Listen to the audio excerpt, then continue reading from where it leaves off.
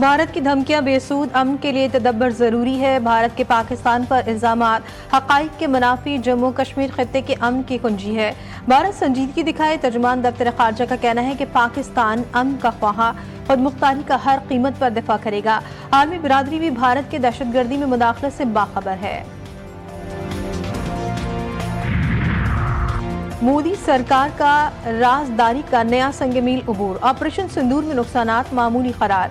General Chauhan की कौम को तसल्ली। ऑपोजिशन को मशवरा दिया गया कि ताबूतों पर सवाल ना करे वरना कौमी सलामती खतरे में पड़ सकती है। सच बोलने से मोराल गिरता है, इसलिए हकाइक छुपाना हुब्बुल वतनी है। मोदी सरकार की नई मंतक।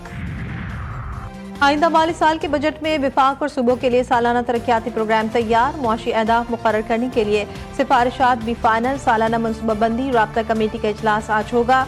4000 अरब से जायद की रकम मुख्तस करने की सिफारिश। GDP ग्रोथ 4.2% तक मुकर्रर करने की तजवीज़। महंगाई की शरह 7.5%। ज़राअत की ग्रोथ 4.5% रखने की तजवीज़।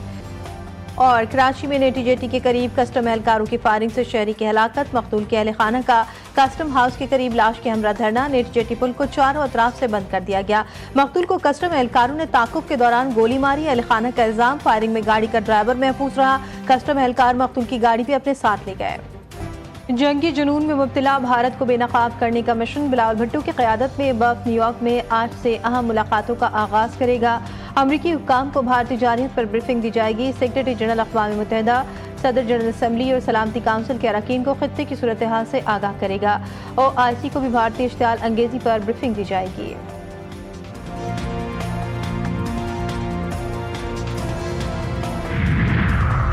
मुल्क की हालात बेहतर, हर चीज़ में इस्तेहकाम आ रहा है। हर शोबे की तरक्की में मुस्लिम लीग नून का किरदार। पाकिस्तान की तामीर कर रहे हैं। लंदन पहुंचने पर नवाज शरीफ की मीडिया से गुफ्तगू। लीगी सदर समड़ियार इलेक्शन में नून लीग उम्मीदवार की फतह पर पुरखुश। अब कहा कि अवाम को वोट देते हैं, सियासत के साथ हम काम करना है।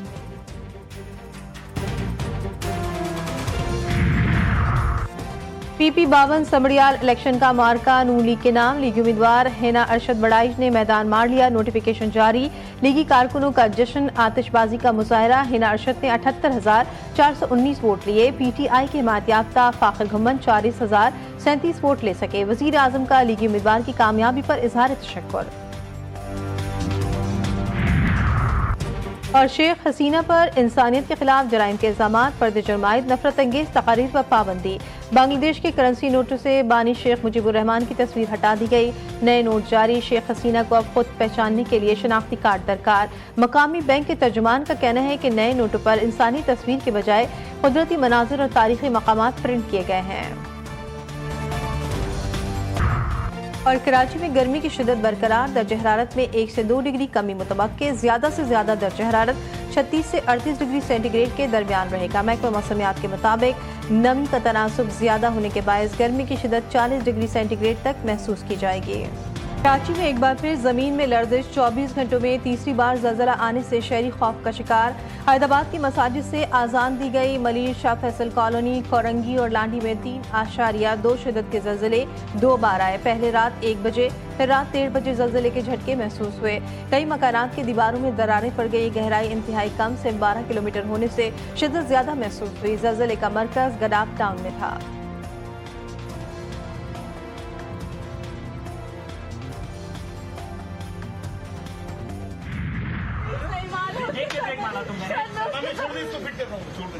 ब्रेक मारा है। देखिए बहुत मार लिया ना की तरह चलाओगे।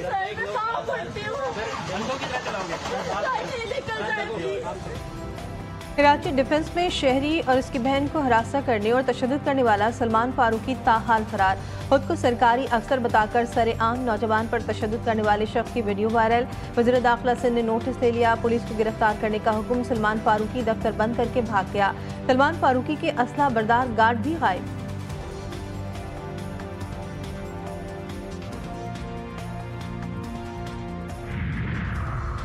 कराची किमाड़ी के करीब फायरिंग से शहरी जाभाग। शहरी मुबैना तौर पर कस्टम एहलकारों की फायरिंग से मारा गया।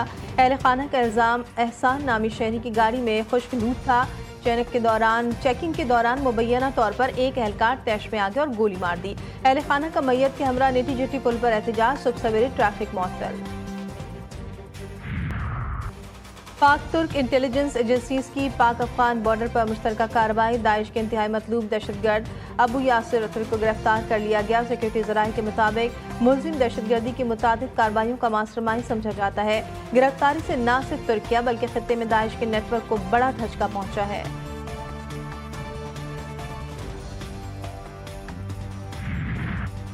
नवाज शरीफ ईद मनाने लंदन पहुंच गए। लंदन में साथियों से गैर रस्मी गुफ्तगू। कहा, पाकिस्तान को एटम बम हमने दिया, चीन के साथ JF-17 बनाने का काम भी हमने शुरू किया। आज भी हमारी हुकूमत में पाकिस्तान की मईशत तरक्की कर रही है। अवाम वोट उसको देते हैं जो काम करता है।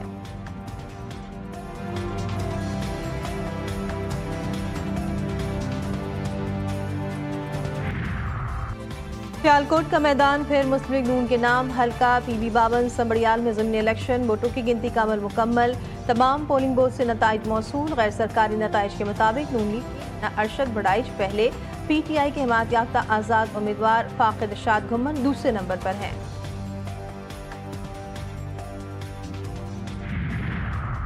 पीपल्स पार्टी का ज़िमनी इंतखाब में नून लीग पर धांधली का इल्जाम। पीपल्स पार्टी पंजाब के सेक्रेटरी जनरल हसन मुर्तज़ा का सियालकोट में मीडिया से गुफ्तगू में कहना था कि मुस्लिम लीग नून के पास कोई एजेंडा है और ना ही कोई हिकमत अमली। नून लीग वाले फॉर्म 47 तैयार करने के मास्टर हैं। पंजाब में हम किसी आसरे या सहारे से वापस नहीं आना चाहते।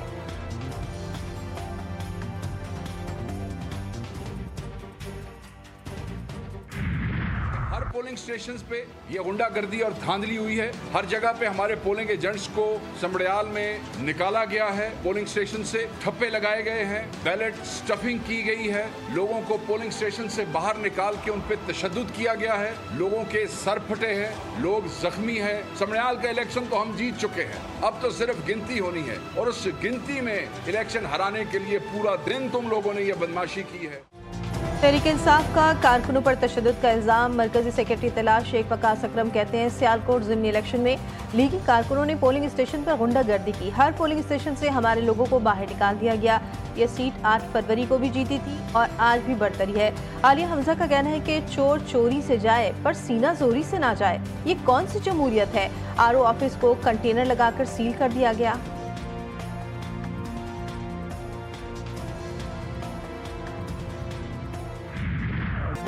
भारतीय chief of defence staff general Anil Chauhan के इंकिशाफात। कांग्रेस पार्टी के सदर मल्लिकार्जुन खड़गे का भारत के दिफाई नाकामियों के गैर जानिबदाराना तज्जिये के लिए कारगिल रिव्यू कमेटी की तर्ज पर नई कमेटी बनाने का मुतालबा।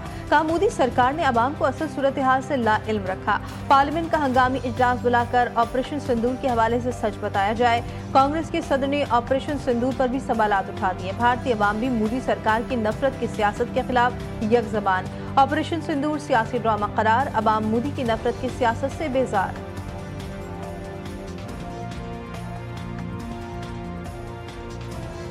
भारत में मोदी की खारजा पॉलिसी पर कड़ी तनकीद। भारत की नाकाम खारजा पॉलिसी पर इंडियन नेशनल कांग्रेस पार्टी ने सवालात उठा दिए।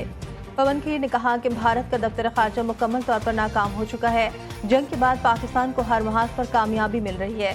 वजीर आजम नरेंद्र मोदी बताएं, कौन सा मुल्क आज भारत के साथ खड़ा है? अब तो रूस भी पाकिस्तान का दोस्त बन चुका है। मोदी की खारजा पॉलिसी या मुल्क की सिक्योरिटी पर सवाल उठाओ तो गद्दार करार दे दिया जाता है।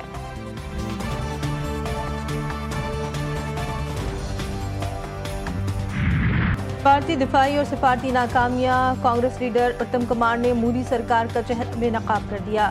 सिफारती कमजोरियों और गैर शफाफ पॉलिसीज को आड़े हाथों लिया। बोले, भारतीय राफेल तैयारे ऑपरेशन सिंदूर में मार गिराए गए। Chief of defence staff general Anil Chauhan ने भी राफेल तैयारों के गिरने की तस्दीक की। उत्तम कुमार ने मोदी को झूठा कहते हुए मुतालबा किया कि हुकूमत सच्चाई छुपाना बंद करे। सवाल किया, जब अमरीकी सदर ट्रंप ने जंगबंदी का ऐलान किया तो भारत के DGMO को क्यों खामोश रखा गया?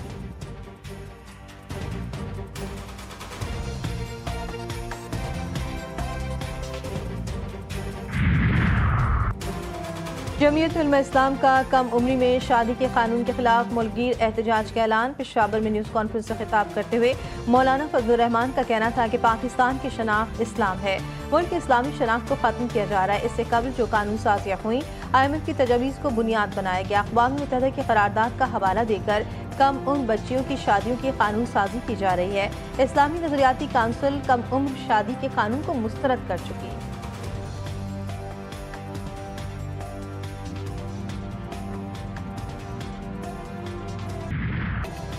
कुर्बानी के जानवरों की खरीदारी का मिशन। छुट्टी के रोज मुल्क भर की मवेशी मंडियों में रश, मनपसंद और भारी भरकम जानवरों की तलाश। महंगाई, खरीदारों और व्यापारियों के दरमियान रुकावट। कोई जानवर लेकर लौटा तो कोई खाली हाथ मायूस। जानवरों को मंडी से घरों तक पहुंचाने वालों की भी चांदी हो गई।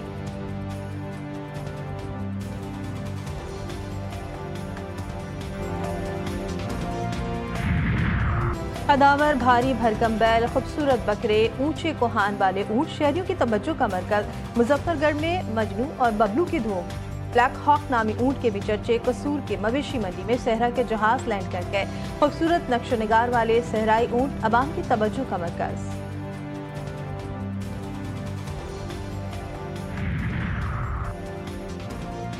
पाकिस्तान ने बांग्लादेश को व्हाइट वॉश कर दिया। तीसरी टी20 में मेहमान टीम को 7 विकेटों से शिकस्त। बांग्लादेश ने पहले खेलते हुए 6 विकेटों के नुकसान पर 196 रन बनाए थे। परवेज हुसैन ने सेंचुरी स्कोर की। तजीद हसन ने 42 रन बनाए। हसन अली और अब्बास आफरीदी ने 2-2 खिलाड़ियों को आउट किया। कौमी टीम ने हदफ 3 विकेटों के नुकसान पर 18वें ओवर में पूरा कर लिया। मोहम्मद हारिस की शानदार सेंचुरी। 107 रन बनाकर नाकाबिल शिकस्त रहे। साइम अयूब 45, हसन नवाज 26 रन बनाकर आउट हुए।